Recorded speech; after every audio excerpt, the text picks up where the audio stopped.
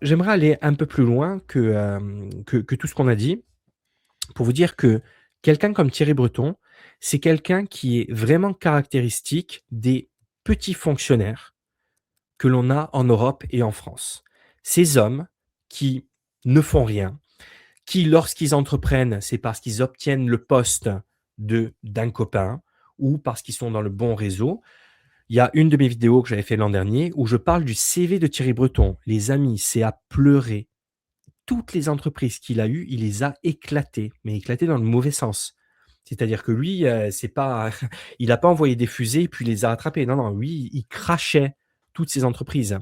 Et ce sont ces personnes qui sont en charge de nos institutions et qui sont en gros les porte-paroles de notre continent, l'Europe. Tu sais, en tant que petit entrepreneur, ça me fait de la peine. Ça me fait de Oui, la c'est peine que ouais. je sois obligé d'être dans le camp de ce monsieur contre quelqu'un comme Musk. J'en souffre. Et ce que je voulais vous dire, c'est pourquoi est-ce que Walid, moi, vous, nous sommes obligés d'aller sur X? Nous sommes obligés de faire des vidéos sur YouTube. Tout ça, c'est américain. Mais pourquoi? Moi, j'aimerais bien aller sur un réseau social européen, Walid. Moi, j'aimerais bien qu'on fasse des vidéos sur une plateforme européenne. Mais ça n'existe pas. Et pourquoi ça n'existe pas? Parce que ces messieurs comme Thierry Breton et compagnie sont des régulateurs et des censeurs. Et lorsque vous avez des gens comme ça à la tête de votre pays, aucune innovation n'est possible. Vous ne pouvez rien faire. Alors, quitte à être dans un extrême, je préfère d'être dans l'extrême des États-Unis où on peut dire tout ce qu'on veut, et c'est vrai que parfois on déborde, parfois ça va trop loin, c'est vrai, mais plutôt que d'être dans l'extrême européen où tout est figé, tout est censuré, tout est clôturé, et où en fait on ne peut rien faire. Je vous rappelle que la plus grande avancée européenne de ces 5 dernières années, c'est d'accrocher des bouchons à nos bouteilles. Pendant qu'aux États-Unis, ils font décoller des fusées, ils les ramènent sur Terre intactes, ils pensent à aller sur Mars.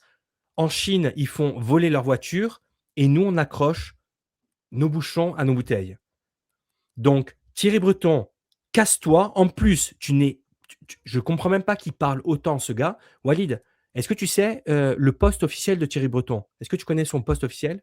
Non, je crois C'est en 4 lettres. il est plus commissaire européen? Non, non, aujourd'hui. C'est quoi? C'est en 4 lettres. R-I-E-N. Il est rien. Il est rien. Il bosse à l'Europe, il n'est plus commissaire européen. C'est fini. D'accord? Donc, en quoi il est légitime à nous représenter? Donc, qu'il arrête de parler, qu'il arrête de s'humilier et de nous humilier, qu'il arrête, et ça c'est très important ce que je vais dire, de nous mettre les USA à dos parce que il faut que les Européens se rendent compte de quelque chose là. Aujourd'hui, on est en train de se mettre les Américains à dos. On a déjà les Russes à dos. On n'est pas en bon terme avec les Chinois. Les copains, comme vous le savez, nos armées ne sont pas à leur top. Notre technologie n'est pas une des plus avancées. Donc, il y a un moment, faut arrêter les bêtises. Faut arrêter de donner des leçons au monde entier. D'accord? Il faut bosser, faire comme tous les autres pays font. On a un retard fou qu'on ne rattrapera jamais, malheureusement, dans l'intelligence artificielle et dans toutes les technologies. Il faut se retrousser les manches. Il faut arrêter, comme je l'ai dit, je suis obligé de le redire parce que ça m'énerve tellement. Il faut arrêter de faire la leçon à tous les pays du monde, les pays américains, les pays d'Afrique, les pays asiatiques, de leur dire comment ils devraient gérer leur démocratie, comment ils devraient gérer leur pays, qu'est-ce que la démocratie, etc. Qu'on se concentre sur notre pays, la France, et sur notre continent. Et après, une fois qu'on sera les premiers, on pourra peut-être donner des leçons. Voilà, ça sera ma conclusion. Oui, de toute façon, tu ne peux pas donner de leçons si, tu n'as pas les capacités de donner des leçons. Aujourd'hui, les pays d'Afrique n'écoutent pas la France. Lorsque tu as, Jean-Luc Mélenchon qui est parti au Sénégal la dernière fois voir, comment il s'appelle? Ousmane Sonko, le premier ministre sénégalais. Le premier ministre sénégalais lui a dit: «Bon, c'est très bien vos délires de LGBT, et vos délires de, trucs, mais chez nous, ça ne rentrera pas et c'est même un casus belli. C'est un cas où, on peut entrer en conflit si vous voulez venir nous endoctriner avec, vos, concepts LGBT» et d'ailleurs, tu sais que, lorsqu'il dit ça, il le dit pas, de manière seulement verbale. Pourquoi ce qu'il expliquait, c'est que un pays d'Afrique aujourd'hui, lorsqu'il veut passer des contrats avec l'Union européenne, dans les contrats, il y a marqué si vous voulez une aide pour la pêche, si vous voulez une aide pour les infrastructures, si vous voulez qu'on vous débloque un crédit bancaire, il faut que vous fassiez passer certains progrès sociétaux selon leur point de vue. Et donc, c'est pour ça qu'ils veulent mettre en avant voilà, leur agenda, quoi. Mais tu as raison. C'est-à-dire que tu as raison sur le fait qu'on va pouvoir donner à l'avenir, on ne pourra pas donner de leçons à d'autres pays parce que nous-mêmes, on est en complète défaillance et puis on est en train de couler.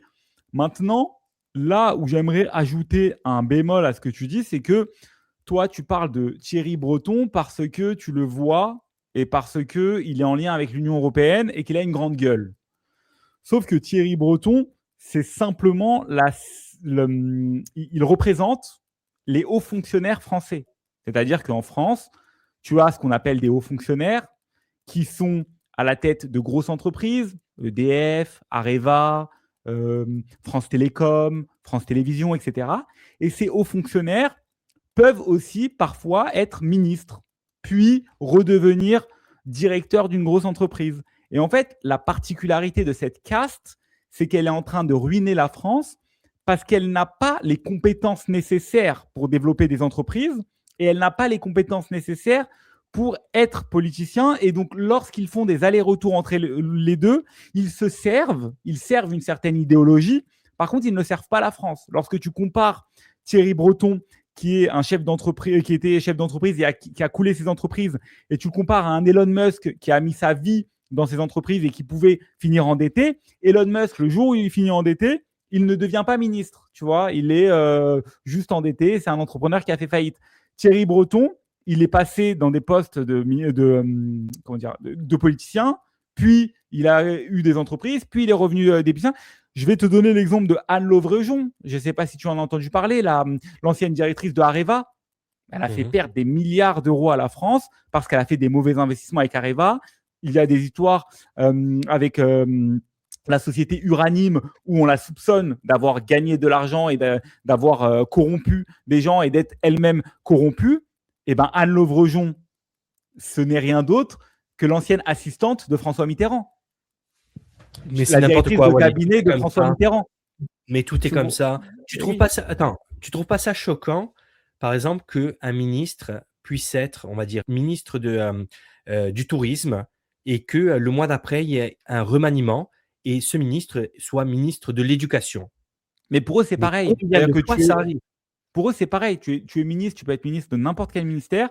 Il faut juste que tu aies une crédibilité auprès du peuple. C'est-à-dire qu'il faut que le peuple se dise « Ah, ce mec-là, avec sa tête et son parcours, ça va. Il peut être ministre de… » Mais il n'y a pas de qualification nécessaire parce qu'il y a ce qu'on appelle l'état profond.